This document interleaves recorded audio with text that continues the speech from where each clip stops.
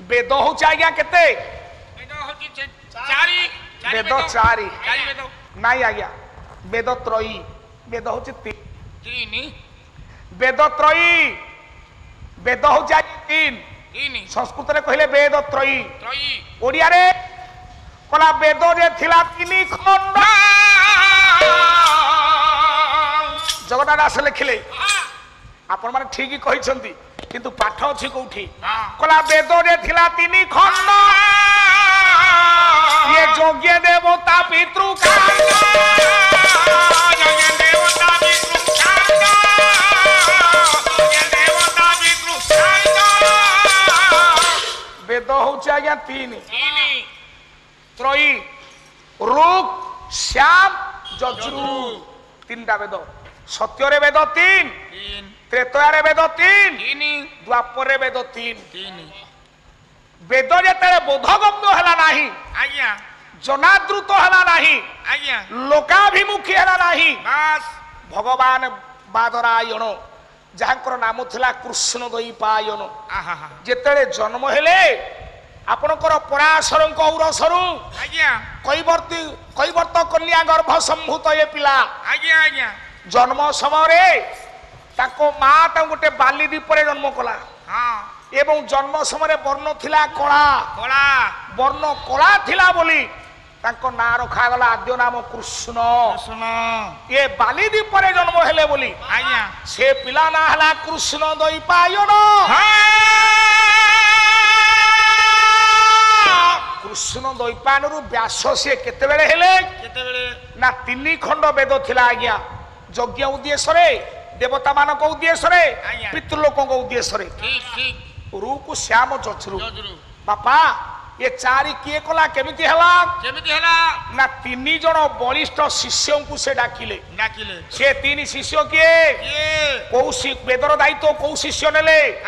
प्रमाण आला भितरे एगुडा को निहाती जरूरी बापा कले पहिला ऋषि को डाकिले आज्ञा प्रथम वेद पढ़ाइले प्रथम वेद पढ़ाइले तांकर प्रथम शिष्य होउछन आज्ञा पहिलो नामक ऋषि आज्ञा ये पहिलो नामक ऋषि की डाकिले ऋक् वेदर दायित्व तांको दिया गला आज्ञा ये जई मुनि को देले श्याम ये यजु को वही संपायन यजु को वही संपायन यजु को वही संपायन जयमुनि ऋषि को श्याम वेदर दायित्व दिया गला आज्ञा वही संपायन ऋषि को यजुर्वे ऋक् श्याम यजुर्वेद दायित्व दिया गला आज्ञा आज्ञा तीन जन ऋषि ये तीन वेदर दायित्व आज्ञा नेले पहिल ऋषि वैशंपायन ऋषि आउ इके से ना यजुर को वैशंपायन अखिल बाबू आज्ञा ये तीन ऋषि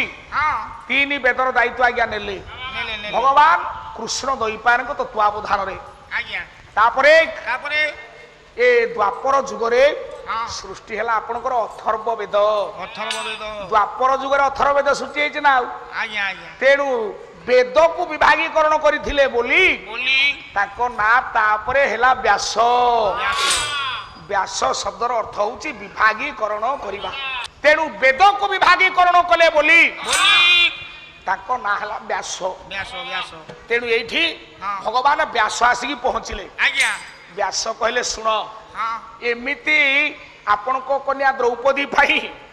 बर निर्वाचित हो पारिबोनी ताले केमिति हबो आमे गोटे विशाल पण रखिबा कोन पण से पण करो जानिबा भगवान व्यास कहउछंती आज्ञा राजा द्रुपद आज्ञा सुनुछंती बस से पणटा केमिति का पण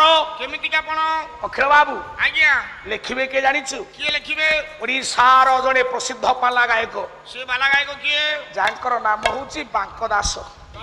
ये मामू अरे बाह बांका लिखिबे जो पाला रे नाही बांका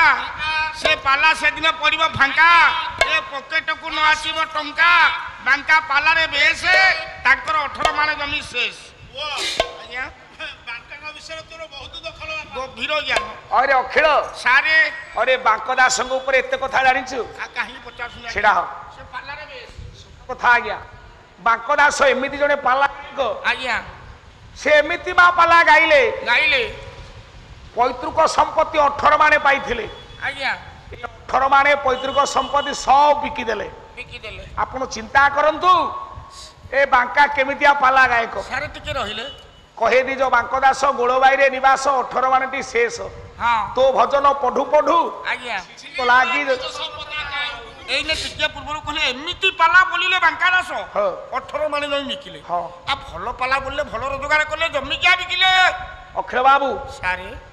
मन खराब करिवनी मन खराब को एथर रहला तुम पेट बिकिला पालिया बायक को पोसे के 18 मान बिल से बिकिले ए पेट बिकिलिया बायक पालिया को पई 18 मान बिकिले हां किमिति कोन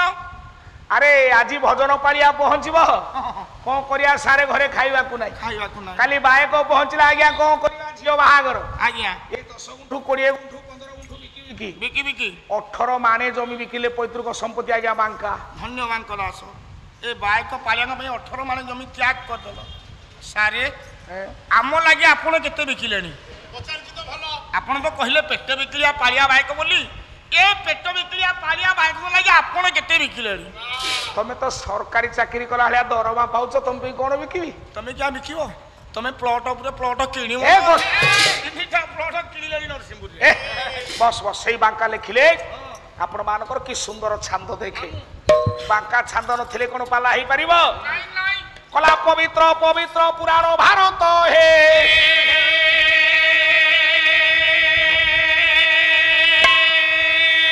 कला पवित्र पुराण भारत हे हे गुणवंत पवित्र पुराण भारत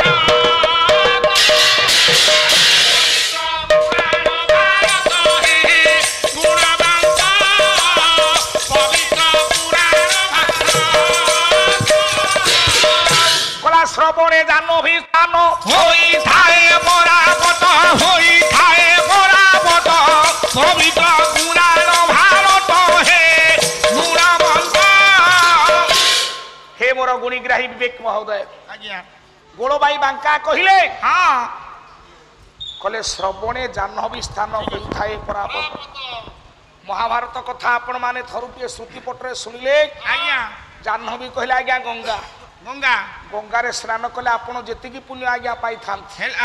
ठीक तदनुजाई सेतिकी पुण्य आपण माने पाइबे आज्ञा आज्ञा ये महाभारत कथा श्रुति पटरे आस्वादन कले ठीक केमतिया छांद बांका लिखिछंती आज्ञा आज्ञा आज्ञा कला पुरातन इतिहास प्रबंधर जिला व्यास प्रबंधर जिला व्यास पुराण कवि सारोला दास पद पद के प्रसरे हुआ मृदा बल बल के प्रसरे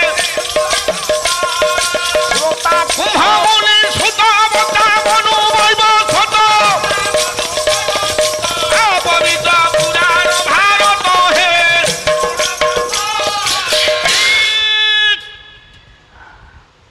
पुरातन इतिहास प्रबंध रचिले व्यास आज्ञा प्रथमे संस्कृत महाभारत रचना कले कृष्णद्वैपायन व्यास आज्ञा आज्ञा अखिल सारे ताकू ओडिया अनुवाद कले जणे आज्ञा से किए से किए द्वादश शताब्दी रे हाँ जेतेला आम भाषा संशोधन हेई नथला ओडिया भाषा आज्ञा अखिल सारे से होछंती आपनकर भक्त सारला दास सारला दास जाहकर बाल्य नाम थला सिद्धेश्वर परिडा बोलिडा अरे पुआ आज्ञा ताकू ओडिया अनुवाद कले सिद्धेश्वर परिडा आज्ञा आज्ञा पुरातन इतिहास प्रबंध रचिले व्यास आज्ञा पुराण कवि सारला पद पद के प्रसरे हु अमृत आज्ञा आज्ञा महाभारत भली महान ग्रंथ रे हाँ जणे वक्ता जणे श्रोता बस भागवत रे जेमिति सुकमुनि कहउछंती आज्ञा परीक्षित महाराज शुणुछंती आज्ञा सेमिति महाभारत रे हाँ मालो जणे कहिले जणे सुनिले आज्ञा महाभारत रो श्रोता किए आज्ञा महाभारत रो वक्ता किए बस ना श्रोता कुंभ मुनि सुत हाँ हाँ ये कुंभ ऋषि पुओ अगस्ती आज्ञा होउछंती महाभारत रो श्रोता अखिल सारे তাহলে বক্তা বা প্রবচক জনক কিয়ে কিয়ে প্রচন্ড পণ্ডিত মহাজ্ঞানী প্রাতঃস্মরণীয় বৈবসুত মনু মନୁ বৈবসুত মনু কହୁଛନ୍ତି ଆଜ୍ଞା ଅଗସ୍ତି ମହାମୁନି ଶୁଣୁଛନ୍ତି। ଦେଖନ୍ତୁ ଆଜ୍ଞା ଶ୍ରୋତା କେମିତିଆ ବକ୍ତା କେମିତିଆ ଆଜ୍ଞା ଇଏ ଶ୍ରୋତା ଆଉ ବକ୍ତା ଉଭୟଙ୍କ ଭିତରେ ସମନ୍ୱୟ ରହିଲେ ଆଜ୍ଞା କଥାଟା ଠିକ ବାଗରେ ସମସ୍ତେ ବୁଝିପାରିବେ। ନା, କାହିଁକି କାହିଁକି ନା ବାୟା ବାବା କହିଲେ ହଁ ଶ୍ରୋତା ବକ୍ତା ଠିକ ରହିବା ଦରକାର। ଆଜ୍ଞା ଆଜ୍ଞା କଲା ଜଣେ କହେ ଜଣେ ଶୁଣିଲେ ଦୁହେଁ ବୋଲାମ ଜ୍ଞାନୀ ଆଜ୍ଞା ଜଣେ କହେ ଜଣେ ନ ଶୁଣେ ଦୁହେଁ ହୁଅନ୍ତି ଓ ଜ୍ଞାନୀ ଜଣେ କହୁଥବ ଜଣେ ଶୁଣୁଥବ ଆଜ୍ଞା ସାର୍ ଦି ଜଣ ଯାକ ଜ୍ଞାନୀ ହେବେ। ଯଦି ଜଣେ କହୁଥବ ଜଣେ ଶୁଣୁଥବ ମା ଦି ଜଣ ଯାକ ଜ୍ଞାନୀ ହେବେ। ଠିକ ଠିକ କଥା ତାହେଲେ ଆଜ୍ଞା ଏଠି ବୈବସୁତ ମନୁ କହୁଛନ୍ତି ହଁ ଅଗସ୍ତି ମହାମୁନି ଶୁଣୁଛନ୍ତି। ଆଜ୍ଞା ଆଜ୍ଞା ଇଏ କଣ କହିଲେ କଣ କହିଲେ ନା ଭଗବାନ ବ୍ୟାସ ଯେଉଁ ପ୍ରସ୍ତାବଟି ଦେଲେ ଆଜ୍ଞା ସେଇ ପ୍ରସ୍ତାବଟା ଗୃହୀତ ହେଇଛି ଆହା, ଅଖିଳରେ ସାରେ ସେ କେଉଁ ବିଷୟରେ କହୁଛନ୍ତି କୋଉ ବିଷୟରେ ନା କହିଲେ ପାଞ୍ଚାଳି ପ୍ରଣୟ